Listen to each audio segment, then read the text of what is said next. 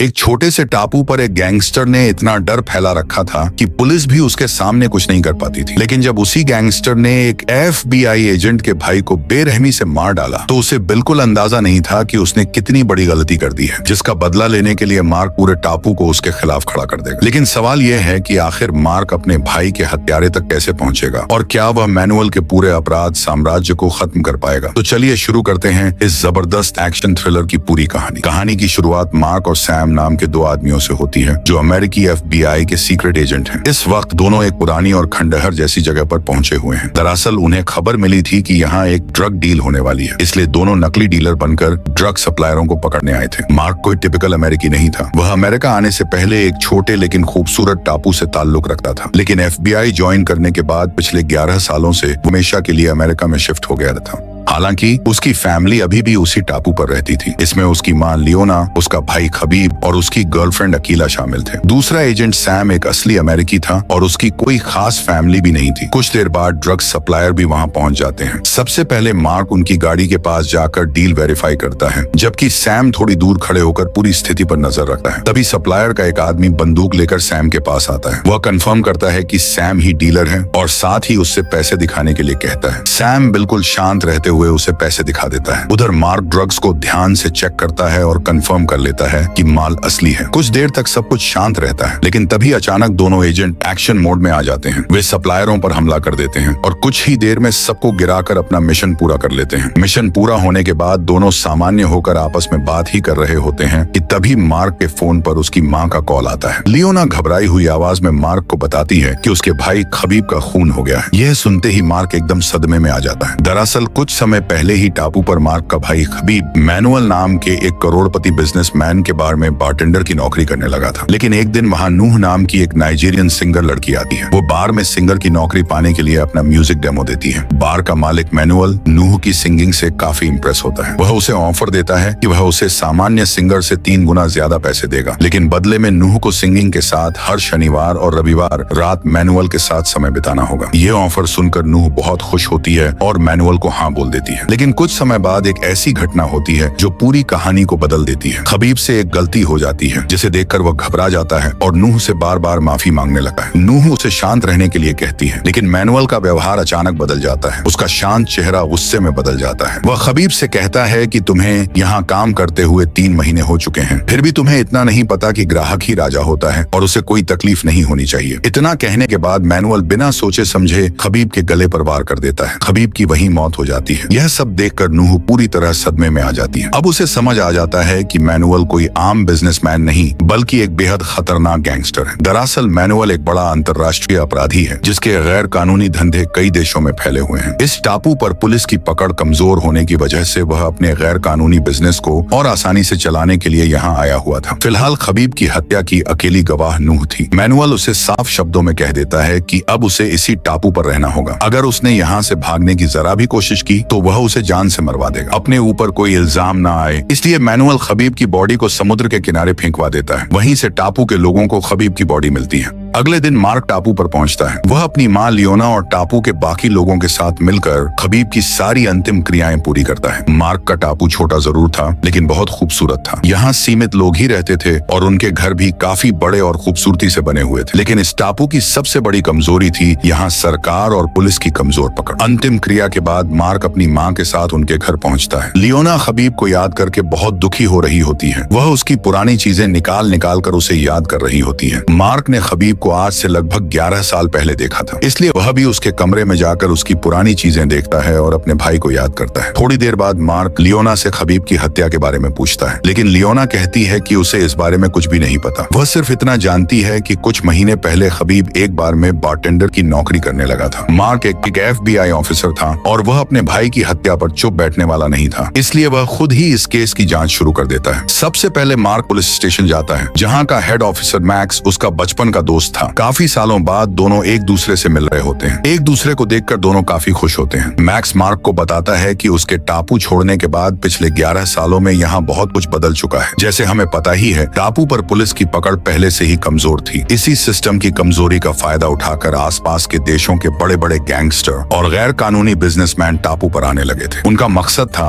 अपने गैर कानूनी धंधे को और बड़े स्तर पर और आसानी से चलाना। टापू के हालात इतने खराब हो चुके थे कि लगभग हर दिन अलग अलग गैंग्स के बीच टकराव और लड़ाई होती रहती थी। पूरा माहौल हमेशा तनाव से भरा रहता था। ये अपराधी खुद को कानूनी दिखाने के लिए टापू पर बड़े बड़े बार और होटल खोलने लगे। इन बिजनेस में टापू के स्थानीय लोगों को नौकरियां भी मिलने लगी। इसी वजह से धीरे धीरे टापू के लोग भी इन अपराधियों के गैर कानूनी बिजनेस का हिस्सा बनते जा रहे थे। मैक्स से यह सब सुनकर मार्क थोड़ा हैरान रह जाता है, लेकिन अब उसका सबसे बड़ा सवाल सिर्फ एक था, खबीब की हत्या किसने की थी? मार्क तुरंत मैक्स से अपने भाई के केस के बारे में पूछता है। मैक्स बताता है कि अभी तक पुलिस को कोई ठोस सबूत नहीं मिला है, लेकिन एक बात लगभग कंफर्म है, खबीब की हत्या इन्हीं गैंग्स में से किसी एक ने की है। पुलिस स्टेशन से निकलने के बाद मार्क सीधा अपनी गर्लफ्रेंड अकीला से मिलने जाता है। अकीला एक मार्शल आर्ट्स चैंपियन थी और टापू पर अपना एक स्कूल भी चलाती थी, जहां वह स्थानीय बच्चों को मार्शल आर्ट्स सिखाती थी। मार्क और अकीला काफी दिनों बाद मिल रहे होते हैं, इसलिए दोनों काफी देर तक बातें करते हैं। इसी दौरान अकीला मार्क से कहती है कि उसे खबीब की मौत के पीछे मैनुअल का ही हाथ लगता है, क्योंकि मैनुअल एक बेहद खतरनाक गैंगस्टर है। उसके सामने अगर किसी से जरा सी भी गलती हो जाए तो वह उसे जिंदा नहीं छोड़ता। अकीला की बात सुनकर मार्क सच्चाई जानने के लिए सीधा मैनुअल के बार में पहुंचता है। वहां जाकर वह मैनुअल से मिलता है और सीधे खबीब की हत्या के बारे में सवाल करता है। जैसा मैंने पहले बताया, मैनुअल कोई छोटा मोटा अपराधी नहीं था, वह एक करोड़पति गैंगस्टर था और अब तक कई लोगों को मार चुका था। हैरानी की बात यह थी कि उसके खिलाफ आज तक एक भी केस नहीं हुआ था। दूसरी तरफ मैनुअल यह भी जानता था कि मार्क एक FBI एजेंट है। अगर मार्क को जरा सा भी शक हो गया तो वह केस की गहराई तक पहुंच जाएगा और मैनुअल के सारे राज सामने आ सके हैं। इसलिए मैनुअल बिल्कुल शांत रहकर मार्क से बात करता है। वह कहता है कि खबीब की हत्या उस रात बार से निकलने के बाद किसी दूसरे गैंग ने की थी। फिर मैनुअल मार्क को एक दूसरे बार का पता देता है और कहता है कि अगर उसे सच जानना है तो आज रात वहां जाना। उसके मुताबिक खबीब के असली हत्यारे वहीं मिलेंगे। मार्क वह पता ले लेता है, लेकिन वहां से निकलते वक्त मैनुअल को साफ चेतावनी देता है, अगर खबीब की हत्या में तुम्हारा जरा सा भी हाथ हुआ तो मैं तुम्हें इसी टापू से जिंदा वापस नहीं जाने दूंगा। मार्क की चेतावनी सुनकर मैनुअल अंदर ही अंदर तनाव में आ जाता है। जैसे ही मार्क वहां से निकलता है, मैनुअल तुरंत अपने एक आदमी को बुलाता है और उसे आदेश देता है कि रात को उसी बार में अपने कुछ गुंडों को भेजकर मार्क को खत्म कर दिया जाए। दूसरी तरफ मार्क वहां से निकलकर अपने पुराने दोस्त डेविड से मिलने जाता है। डेविड टापू पर जीवित रहने के लिए एक छोटा सा फूड स्टॉल चलाता था। मार्क को देखकर डेविड बहुत खुश होता है और दोनों काफी देर तक बैठकर बातें करते हैं। इसी दौरान डेविड खबीब की मौत का जिक्र करता है और उसके लिए अपना दुख भी जाहिर करता है। थोड़ी देर बाद मार्क उससे उनके पुराने हथियारों के बारे में पूछता है और यहीं एक बड़ा राज सामने आता है। अमेरिका जाने से पहले मार्क और डेविड मिलकर इसी टापू पर एक गैंग चलाते थे, लेकिन यह कोई आम गैंग नहीं था। इनका काम मैनुअल जैसे उन अपराधियों को खत्म करना था जो टापू पर गैर कानूनी काम करने आते थे। डेविड ने उनके सारे पुराने हथियार एक वीरान घर के अंदर छुपा कर रखे थे। वह मार्क को उस जगह के बारे में बता देता है। मार्क वहां पहुंचता है, जमीन खोदता है और सारे पुराने हथियार निकाल लेता है। अब मार्क को पता था कि आज रात उसके लिए कोई आम रात नहीं होने वाली। रात होते ही वह अपनी सुरक्षा के लिए कुछ हथियार लेकर मैनुअल के बताए हुए बार में पहुंच जाता है। सबसे पहले मार्क वहां मौजूद सामान्य लोगों को सुरक्षित बाहर निकाल देता है ताकि किसी निर्दोष को नुकसान न पहुंचे। इसके बाद वह धीरे धीरे वहां मौजूद गैंग के सदस्यों को एक जगह जमा करता है। मार्क उनसे सीधा अपने भाई खबीब की हत्या के बारे में सवाल करता है, लेकिन गैंग के सदस्य उसे गंभीरता से लेने के बजाय उल्टे सीधे जवाब देने लगते हैं और उसे वहां से चले जाने की धमकी देते हैं। मार्क अपने गुस्से पर काबू रखता है और एक बार फिर शांत तरीके से खबीब की हत्या के बारे में पूछता है। गैंग का लीडर सीधा मार्क पर बंदूक तान देता है, लेकिन मार्क बिना एक सेकंड गंवाए एक ही मूव में उसके हाथ से बंदूक छीन लेता है। ये देखते ही बाकी गैंग के सदस्य भी अपने अपने हथियार निकाल लेते हैं। अब मार्क के पास लड़ने के अलावा कोई विकल्प नहीं था। गैंग के सारे लोग मार्क पर टूट पड़ते हैं, लेकिन मार्क अपनी फाइटिंग स्किल्स का इस्तेमाल करते हुए एक एक करके सबको गिरा देता है। आखिर में मार्क गैंग के लीडर के पास जाता है और दोबारा खबीब की मौत के बारे में पूछता है, लेकिन गैंग का लीडर साफ कह देता है कि उनमें से किसी ने भी खबीब को नहीं मारा। यह सुनकर मार्क का शक सीधा मैनुअल पर चला जाता है। मार्क वहां से निकलने ही वाला होता है कि अचानक मैनुअल के भेजे हुए कुछ हथियारबंद बाइकर्स वहां पहुंच जाते हैं। बिना मार्क को कोई मौका दिए वे उस पर फायरिंग शुरू कर देते हैं। इन बाइकर्स के पास भारी हथियार थे, जिसकी वजह से स्थिति और भी खतरनाक हो जाती है। मार्क स्थिति को समझते हुए पीछे के गेट से भागने लगता है, लेकिन बाइकर्स भी उसका पीछा नहीं छोड़ते। मार्क तेजी से गलियों में भागता है और बीच बीच में छुपकर उन पर फायरिंग भी करता है। फिर भी तीनों बाइकर्स उसका पीछा करते रहते हैं। आखिरकार मार्क अपनी अपनी समझदारी का इस्तेमाल करके उन्हें चकमा देने में कामयाब हो जाता है और एक सुरक्षित जगह जाकर छुप जाता है। बाइकर्स काफी देर तक उसे ढूंढते हैं लेकिन मार्क का कोई पता नहीं चलता। आखिर में वे वहां से वापस चले जाते हैं। उनमें से एक बाइकर तुरंत मैनुअल को कॉल करके बताता है कि मार्क उनके हाथ से बच निकला। यह सुनते ही मैनुअल गुस्से से आग बबूला हो जाता है और फोन पर ही अपने आदमियों को डांटने लगता है। बिना समय गंवाए मैनुअल एक खतरनाक आदेश देता है, मार्क को डराने के लिए उसकी मां लियोना को खत्म कर दो। यह आदेश मिलते ही तीनों राइडर्स बिना देर किए सीधा मार्क के घर की तरफ निकल पड़ते हैं। मार्क के घर पहुंचकर वे चुपचाप अंदर घुसते हैं और सीधा लियोना के बेडरूम तक पहुंच जाते हैं। बिना कुछ सोचे वे बेड पर तड़ातड़ गोलियां चला देते हैं, लेकिन जब वे पास जाकर देखते हैं एकदम हैरान रह जाते हैं। वहां लियोना थी ही नहीं, उसकी जगह बेड पर सिर्फ एक तकिया रखा हुआ था। दरअसल मार्क को पहले ही शक हो गया था कि मैनुअल उसकी फैमिली को निशाना बना सकता है। इसी वजह से उसने लियोना को सुरक्षित रखने के लिए अकीला के घर शिफ्ट कर दिया था। यह देखकर राइडर्स काफी निराश हो जाते हैं और वापस लौटने लगते हैं, लेकिन तभी उनमें से एक की नजर दीवार पर लगी एक फोटो फ्रेम पर पड़ती है। फोटो मार्क और अकीला की थी। राइडर वह फोटो अपने साथ ले जाता है। कुछ ही देर बाद पुलिस को बार में हुई हिंसक लड़ाई की जानकारी मिल जाती है। इंस्पेक्टर मैक्स अपनी टीम के साथ तुरंत वहां जांच के लिए पहुंचता है। जांच के दौरान उसे यह भी पता चलता है कि कुछ गुंडों ने मार्क के घर पर भी हमला किया था। यह सुनते ही मैक्स बिना देर किए मार्क के घर पहुंचता है और उसे भी वहां बुला लेता है। जैसे ही मार्क अपने घर की हालत देखता है वह गुस्से से भर जाता है। वह मैक्स से कहता है, ये हमारा अपना टापू है, हमारे पूर्वजों ने इसे अपने हाथों से बनाया है, फिर भी हम इसी टापू पर सुरक्षित नहीं हैं। मार्क की बात सुनकर मैक्स के पास कोई जवाब नहीं होता, वह बस चुपचाप खड़ा रहता है। तब मार्क मैक्स से अपने भाई के केस के बारे में पूछता है। मैक्स उसे बताता है कि जांच के दौरान उन्हें नूह नाम की एक नाइजीरियन लड़की के बारे में पता चला है। नूह इस केस के बारे में काफी कुछ जानती है, अगर वह सच बोल दे तो पूरा केस सुलझ सकता है। यह सुनकर मार्क बिना समय गंवाए अगले ही दिन सीधा नूह के होटल पहुंच जाता है। वहां वह उसका कमरा ढूंढ लेता है और दरवाजा खोलने के लिए कहता है, लेकिन डर की वजह से नूह दरवाजा खोलने से साफ मना कर देती है। तब मार्क अपना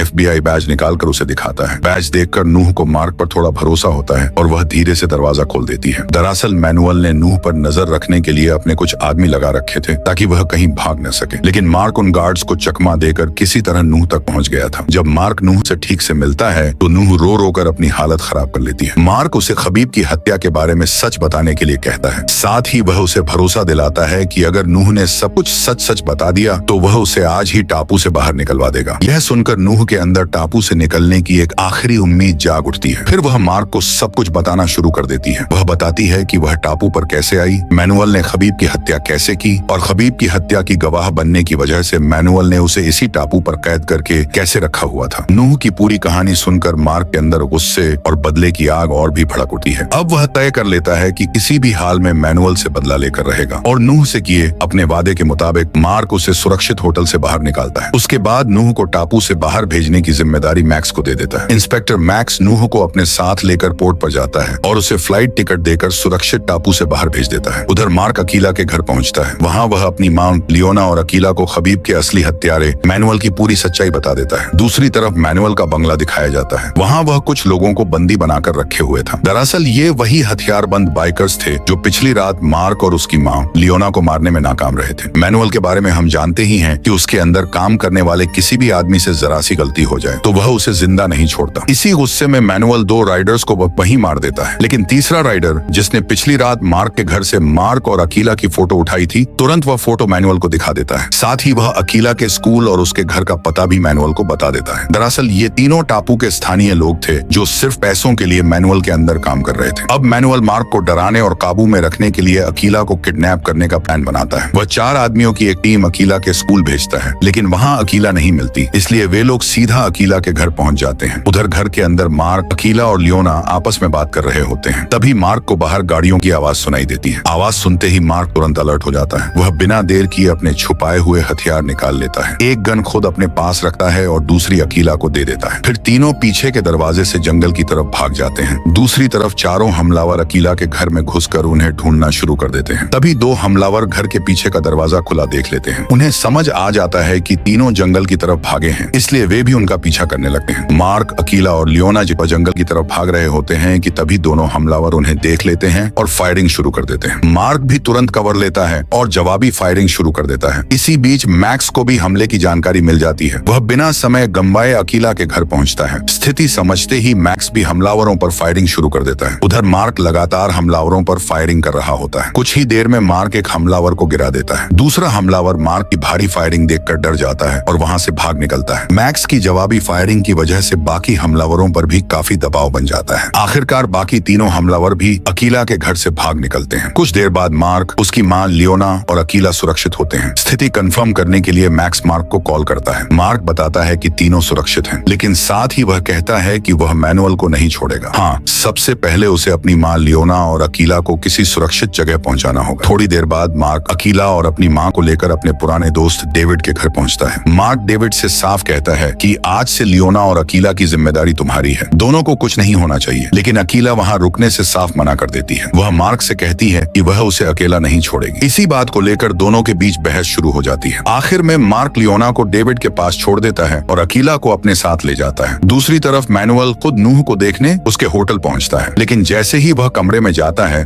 उसे नूह वहाँ नहीं मिलती। नूह को गायब देखकर मैनुअल का चेहरा तुरंत बदल जाता है और वह तनाव में आ जाता है। वह गुस्से में उस आदमी को बुलाता है जिसे नूह पर नजर रखने और उसे खाना पानी देने की जिम्मेदारी दी गई थी। मैनुअल उससे पूछता है कि नूह कहाँ है। वह आदमी घबराते हुए जवाब देता है कि कल दोपहर वह आखिरी बार नूह को खाना देने गया था। उसके बाद वह कहाँ गई उसे कुछ भी नहीं पता। यह सुनकर मैनुअल का गुस्सा और भी बढ़ जाता है, क्योंकि वह समझ चुका था कि अगर नूह पुलिस तक पहुंच गई तो उसके सारे गुनाह सामने आ जाएंगे और उसका पूरा क्रिमिनल एम्पायर खत्म हो सकता है। अब रात के समय मार्क और अकीला एक सुनसान जगह पर बैठे बातें कर रहे होते हैं। अकीला मार्क पर लगातार हो रहे खतरनाक हमले देखकर डर चुकी थी, इसलिए वह मार्क से कहती है कि उसे मैनुअल के साथ समझौता कर लेना चाहिए, लेकिन मार्क साफ मना कर देता है। पूरे कॉन्फिडेंस के साथ वह कहता है, यह टापू हमारा है और मैं यहाँ से सिर्फ मैनुअल को नहीं बल्कि सारे गैंगस्टर्स को खत्म करके ही रहूंगा। दोनों अभी बात कर ही रहे होते हैं कि तभी वहाँ मैक्स की कार आकर रुकती है। मार्क को लगता है कि कार में मैक्स ही होगा, इसीलिए वह उसे आवाज देने लगता है, लेकिन काफी देर तक जब कोई जवाब नहीं आता तो मार्क को कुछ गड़बड़ लगती है। वह धीरे धीरे कार के पास जाता है और अंदर देखने की कोशिश करता है। जैसे ही वह कार का दरवाजा खोलता है उसके होश उड़ जाते हैं। अंदर मैक्स खून से लथपथ बुरी तरह जख्मी हालत में पड़ा था। मार्क तुरंत उसे संभालता है। मैक्स अपनी आखिरी ताकत से मार्क को कुछ बताने की कोशिश करता है, लेकिन तभी अचानक मैनुअल के आदमी उन पर हमला कर देते हैं। मार्क और अकीला तुरंत अपनी गन निकालकर जवाबी फायरिंग शुरू कर देते हैं, लेकिन स्थिति काफी नाजुक थी। मार्क मैक्स के पास कार के करीब था, जबकि अकीला थोड़ी दूर अकेली खड़ी थी। इसी का फायदा उठाकर कुछ आदमी सीधा अकीला की तरफ बढ़ते हैं, लेकिन अकीला एक मार्शल आर्ट्स चैंपियन थी। वह अकेली ही उनका सामना करना शुरू कर देती है। तभी अचानक पीछे से एक आदमी उस पर वार कर देता है, जिससे अकीला वहीं बेहोश हो जाती है। हमलावर अकीला को उठाकर वहां से ले जाने लगते हैं। मार्क उसे बचाने के लिए उनकी तरफ भागना चाहता है, लेकिन इसी वक्त मैक्स अपनी आखिरी सांसों में मार्क को कुछ बेहद जरूरी बात बताने की कोशिश कर रहा होता है। इस वजह से मार्क मजबूरन वहीं रुक जाता है और इसी मौके का फायदा उठाकर हमलावर अकीला को किडनैप करके वहां से निकल जाते हैं। मैक्स मार्क को कुछ बताने ही वाला होता है कि तभी मैनुअल के गैंग का एक आदमी उसे गोली मार देता है और इसी के साथ मैक्स की वहीं मौत हो जाती है। यह सब देखकर मार्क पूरी तरह टूट जाता है। मैक्स सिर्फ एक पुलिस अफसर नहीं था, बल्कि मार्क का बचपन का दोस्त भी था और मार्क के भाई के केस की वजह से मैक्स ने अपनी जान तक गंवा दी थी। दरअसल मैक्स को जख्मी हालत में वहां भेजना और फिर उसी के बहाने मार्क पर हमला करवाना मैनुअल का पहले से बनाया हुआ प्लान था। उसका असली मकसद इस पूरी भगदड़ का फायदा उठाकर अकीला को किडनैप करना था और बाद में अकीला को वापस करने के बदले नूह को हासिल करना। अगली सुबह मार्क को चर्च में दिखाया जाता है, जहां टापू के लगभग सभी लोग मौजूद होते हैं। मार्क सबके सामने खड़े होकर मैनुअल की असली सच्चाई बता देता है। वह कहता है कि मैनुअल भले ही टापू के लोगों को नौकरियां देता हो, लेकिन असल में वह एक खतरनाक अपराधी है। उसने पहले मार्क के भाई खबीब को मारा, फिर उसकी गर्लफ्रेंड अकीला को किडनैप कर लिया और अब इंस्पेक्टर मैक्स का भी खून कर दिया। मार्क लोगों से कहता है कि अगर आज हम सब चुप रहे तो कल मैनुअल अपने फायदे के लिए किसी की भी जान ले सकता है। यह सुनकर टापू के लोग गंभीर हो जाते हैं। अब वे मैनुअल को टापू से निकालने के लिए मार्क का साथ देने के लिए तैयार हो जाते हैं। चर्च से निकलने के बाद मार्क पुलिस स्टेशन जाता है। वहां वह बाकी अफसरों को मैक्स की मौत की खबर देता है और कहता है कि अब से मैक्स की जगह वह इस केस को लीड करेगा। मार्क की बात सुनकर सारे अफसर भी उसके साथ काम करने के लिए तैयार हो जाते हैं। इसके बाद मार्क मैक्स के केबिन में जाकर उसका लैपटॉप खोलता है और लैपटॉप में उसे कुछ बेहद चौंकाने वाली चीजें मिलती हैं। दरअसल मैक्स पहले से ही मैनुअल के खिलाफ ठोस सबूत इकट्ठा कर चुका था। लैपटॉप में मैनुअल के सारे गैर कानूनी बिजनेस की जानकारी, उनके कनेक्शन और उनके खिलाफ मजबूत सबूत मौजूद थे। शायद मरने से पहले मैक्स मार्क को इसी सबूत के बारे में बताना चाहता था। दूसरी तरफ अकीला को मैनुअल ने टापू के एक सुनसान हिस्से में बने पुराने खंडहर जैसे बंगले में बंदी बनाकर रखा हुआ था। कुछ देर बाद FBI एजेंट सैम भी टापू पर पहुंच जाता है। दरअसल मार्क काफी समय से सैम की कॉल से इग्नोर कर रहा, जिसकी वजह से सैम को उसकी चिंता होने लगी थी। इसी वजह से वह खुद मार्क को ढूंढते हुए टापू पर आ गया था। मार्क सैम को टापू पर अब तक हुई सारी घटनाएं विस्तार से बता देता है। सैम उससे मदद करने के लिए टापू पर रुकने की बात करता है। मार्क मना करता है, लेकिन सैम उसकी बात नहीं मानता और उसकी मदद करने के लिए वहीं रुक जाता है। रात में जब मार्क पुलिस स्टेशन से अपने घर जा रहा होता है, तभी उसके पास अचानक मैनुअल का कॉल आता है। मैनुअल मार्क के सामने एक डील रखता है। वह कहता है कि कल सुबह ठीक 7 बजे अगर मार्क उसकी बताई हुई जगह पर आकर नूह को उसके हवाले कर दे तो बदले में वह अकीला को छोड़ देगा। मार्क को भी मैनुअल की डील समझ आ जाती है। वह बिना ज्यादा सोचे डील के लिए हाँ कर देता है, लेकिन असल में मैनुअल एक बहुत बड़ी गलतफहमी में था। उसे बिल्कुल नहीं पता था कि मार्क नूह को पहले ही टापू से बाहर भेज चुका है और इसी गलतफहमी की वजह से मार्क के पास अकीला को छुड़ाने का एक सुनहरा मौका आ गया था। मार्क को यह भी पता चल चुका था कि मैनुअल ने अकीला को कहां बंद करके रखा है, इसलिए वह तुरंत सैम को कॉल करता है और मैनुअल की डील के बारे में बताकर एक मजबूत प्लान तैयार करता है। दरअसल मैनुअल ने मीटिंग की जगह अकीला को बंदी बनाई गई लोकेशन से काफी दूर रखी थी, ताकि अगर कुछ गड़बड़ हो तो वह स्थिति को आसानी से काबू में कर सके। इसीलिए मार्क सैम से कहता है, मैं सुबह 7 बजे मैनुअल की बताई हुई जगह पर जाऊंगा और उसे बातों में उलझाए रखूंगा। तब तक तुम कुछ भरोसेमंद अफसरों के साथ 7 बजे से पहले ही उस जगह पहुंच जाना जहां अकीला को बंद करके रखा गया है और उसे वहां से छुड़ा लेना। अब सुबह होते ही प्लान के मुताबिक सैम कुछ चुनिंदा अफसरों के साथ 7 बजे से पहले ही उस जगह पहुंच जाता है जहां अकीला को बंद करके रखा गया था। मैनुअल ने सुरक्षा के लिए वहां कई भारी हथियारों से लैस लोग तैनात किए हुए थे, लेकिन सैम और बाकी अफसर धीरे धीरे आगे बढ़ते हैं और एक एक करके गैंग के सदस्यों को खत्म कर देते हैं। दरअसल अकीला को बिल्डिंग की पहली मंजिल पर बंदी बनाया गया था। सैम और उसकी टीम पूरी सावधानी के साथ सीढ़ियां चढ़ते हुए ऊपर की तरफ बढ़ती है। दूसरी तरफ मार्क भी मैनुअल की बताई हुई लोकेशन पर पहुंच चुका था। यह जगह पूरी तरह से एक पुराने खंडहर जैसी थी। वहां सबसे पहले मैनुअल का एक आदमी मार्क की तलाशी लेता है। इसके बाद मैनुअल खुद मार्क के पास आता है। मार्क सीधा उससे कहता है कि वह अकीला को छोड़ दे, लेकिन मैनुअल कहता है कि पहले मार्क उसे नूह ला कर दे, तभी वह अकीला को छोड़ेगा। मार्क उसे यकीन दिलाने के लिए एक झूठा कॉल करता है और कहता है कि उसका आदमी नूह को लेकर बस आने ही वाला है। दूसरी तरफ सैम और बाकी अफसर धीरे धीरे पूरे बंगले के गार्ड्स को खत्म करते हुए पहली मंजिल तक पहुंच जाते हैं। वहां उन्हें अकीला बंदी बनी हुई मिलती है। जैसे ही वे उसे रेस्क्यू करने के लिए आगे बढ़ते हैं, तभी अचानक एक छुपी हुई हमलावर सामने आ जाती है और बिना चेतावनी दिए एक अफसर पर हमला करके उसे मार देती है। लेकिन सैम अपनी समझदारी दिखाता है। वह तुरंत हाथ ऊपर करके सरेंडर करने का नाटक करता है। इससे हमलावर थोड़ी ढीली पड़ जाती है। बस इसी मौके का फायदा उठाकर सैम बिजली की तरह अपनी राइफल निकालता है और उसे गोली मार देता है। खतरा टलने के बाद सैम तुरंत अकीला को आजाद करने लगता है, लेकिन तभी एक और छुपा हुआ गार्ड पीछे से आ जाता है और सैम पर बंदूक तान देता है। स्थिति फिर से पलट जाती है, लेकिन इस बार अकीला आजाद हो चुकी थी। वह अपनी मार्शल आर्ट्स स्किल्स का इस्तेमाल करते हुए एक जोरदार किक से गार्ड को गिरा देती है। फिर सैम उस गार्ड को खत्म कर देता है। अपने 2 अफसरों की जान गंवाने के बाद आखिरकार सैम अकीला को सुरक्षित रेस्क्यू कर लेता है। सैम तुरंत मार्क को कॉल करता है और बताता है कि अकीला अब सुरक्षित है। यह सुनकर मार्क के चेहरे के भाव एकदम बदल जाते हैं। अब मार्क को पता था कि मैनुअल के खिलाफ खेल पलट चुका है। मार्क तुरंत मैनुअल को बता देता है कि वह नूह को पहले ही टापू से बाहर भेज चुका है। यह सुनकर मैनुअल का मार्क पर बना हुआ काबू पूरी तरह खत्म हो जाता है। वह तुरंत अपने आदमियों को कॉल करता है और अकीला को मारने का आदेश देता है। मैनुअल की कॉल का कोई जवाब नहीं आता। वह जल्दी से अपने एक आदमी को